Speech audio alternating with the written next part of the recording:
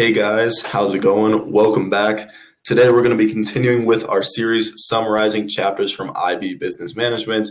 Today we're continuing with chapter 5.4, which are the 4Ps. I've already done the first P. I'm doing them separately. So I already did the first P, which is product. Today it's price. Price is a much shorter and more painless one. The product video was quite long. For price, it's quite short. We're going to get right into it. So price, we talk about price.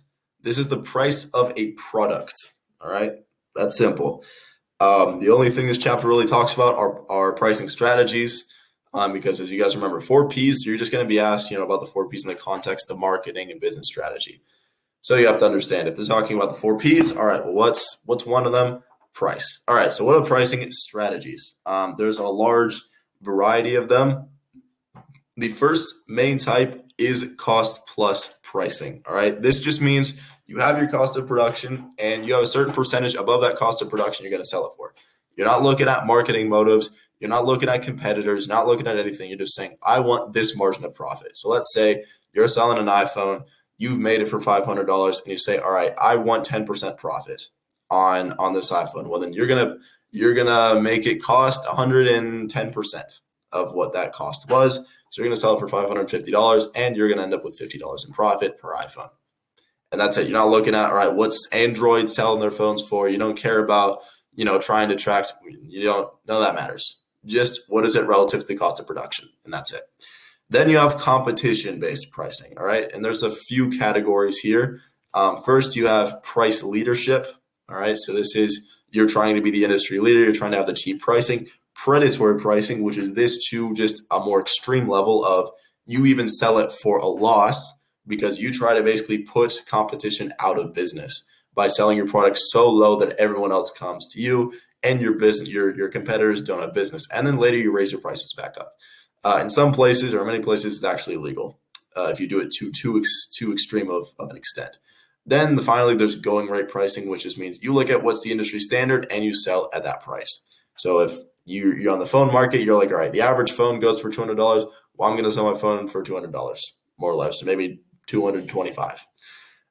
Then you have market-led pricing. This is the final category of pricing.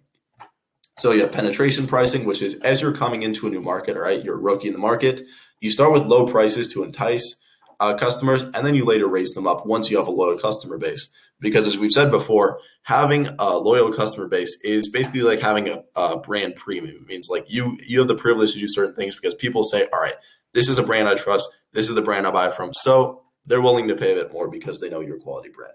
Then there's price market skimming, which is where you start with a high price and then you lower it down as you go on to entice customers to come to the business. Price discrimination. This is when your price varies by country. Typically, this is due to tariffs and taxes. Because you do this when you can't easily ship an item between a country. So you charge a lot more in the US, let's say, than in China, usually because you can't ship the product easily from the US to China or vice versa. So the US customers just have to pay whatever you charge them. And often this discrimination is because, let's say, it is going to cost you more to get your item from China to the US because taxes and tariffs, etc. That's price discrimination, paying more or charging more in a certain territory versus another. Then there's loss leadership.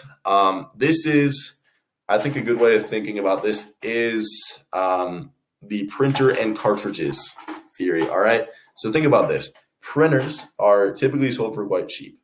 They're often even sold at a loss. The reason for this is because you might wonder why they're going to sell their product for less than they produced it for. This is because you then buy it, and then you have to buy ink cartridges constantly to recharge that. And those ink cartridges, they sell at a large premium. So they make that profit margin back because you're paying this excessive amount for ink cartridges. That is a loss leadership strategy.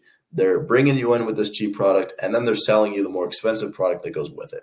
Another example is the PS3 is often sold at a loss, and then you buy games, and those games are how they recoup the cost. So you sell something for a loss, and then you have supplementary products that you sell to make that money back.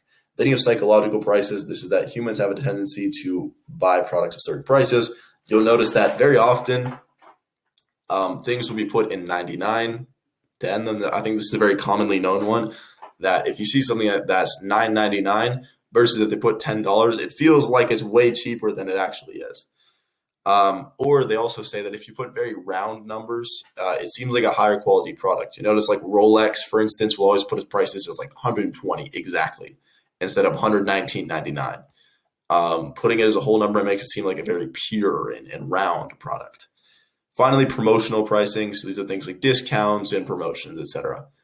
And that's all, guys. That's the entire the entire price chapter. Hope you guys have enjoyed this video and gotten some use out of it. If you have any questions, do leave a comment below. Thank you for watching, and best of luck in the rest of your studies.